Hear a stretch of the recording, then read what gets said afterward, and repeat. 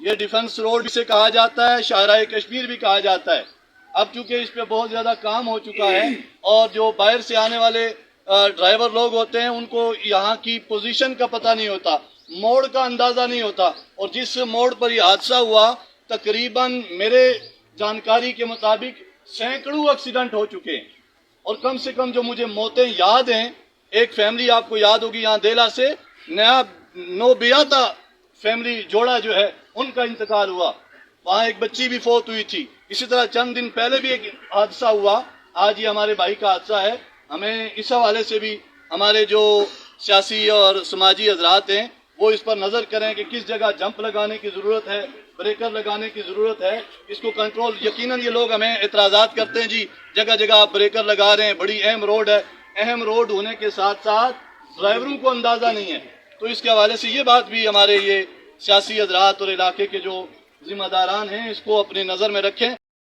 جو تعزیتی کلمات اپنے ایک صحابی کو لکھے تھے وہی اپنے بزرگوں، بھائیوں، بھائی فرحان کے گھرانے کے سامنے پیش کروں گا۔ جناب حبیب کبریا صلی اللہ علیہ وسلم کے ساتھی صحابی کا بیٹا فوت ہوا، رسول اللہ نے خط لکھوایا من محمد الرسول اللہ، محمد صلی اللہ علیہ وسلم جو اللہ کے رسول ہیں ان کی طرف سے۔ آگے الفاظ تھے انا للہ و انا الیہ راجعون، بے شک ہم سب اللہ ہی کے لیے اور اللہ ہی کی طرف ہم کو لوٹ کر جانا ہے۔ انا للہ ما اخذ، جو اللہ نے لیا اسی کا تھا۔ حضور نے کیا بتایا؟ انا للہ ما اخذ، یہ اللہ ہی کا تھا اس لیے اس نے لے لیا۔ وَلَهُ مَا أَعْطَى، اور جو کچھ موجود ہے جو اس کی عطائیں ہیں وہ سب اسی کا ہے۔ وَلِكُلٍّ أَجَلٌ، ہر ایک کے لیے ایک وقت مقرر ہے۔ فَلْتَصْبِرْ، بس چاہیے کہ تم صبر کرو۔ وَلْتَحْتَسِبْ، اور اللہ سے ثواب کی امید رکھو۔ میں اپنے اس سارے گھرانے کو اپنے جوان بھائی کی موت کے موقع پر صبر کی تلقین کرتا ہوں اور رسول اللہ صلی اللہ علیہ وسلم کی تعلیمات کو مضبوطی سے تھامنے کا جو ہے تلقین کرتا ہوں۔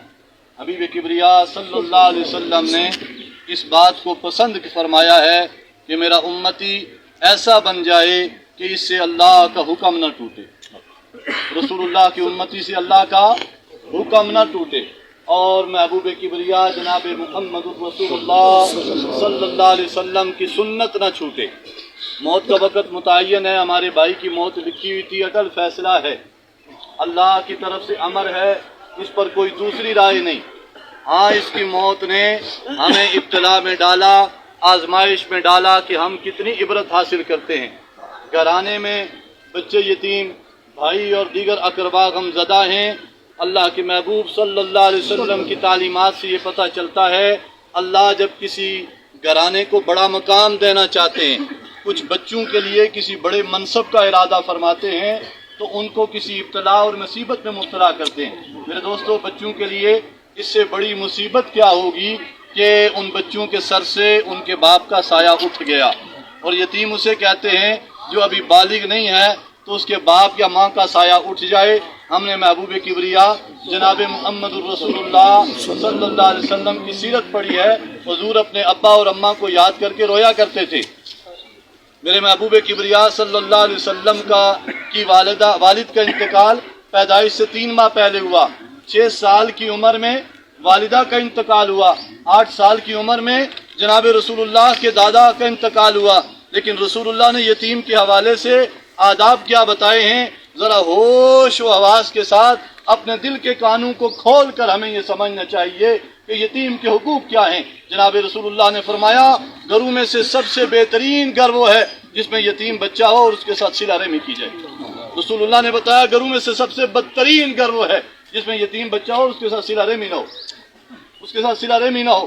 جناب رسول اللہ نے عمل کر کے بتایا کہ میں عید کی نماز کے لیے آیا ہوں، عید کی نماز کے لیے جاتے ہوئے کسی یتیم بچے کو دیکھا جو پراگندہ حال تھا، امام الانبیاء نے اپنے کندھے پر اٹھایا، واپس گھر لے گئے اور فرمایا جنت کے سرداروں کا لباس اسے پہناؤ، جنت کے سرداروں کا لباس اسے پہناؤ، اور کندھے پر اٹھا کر رسول اللہ عیدگاہ تشریف لے کر آئے۔ یہاں نبی علیہ السلام نے ہمیں ایک تعلیم دی ہے کہ ان بچوں کے حقوق ہیں۔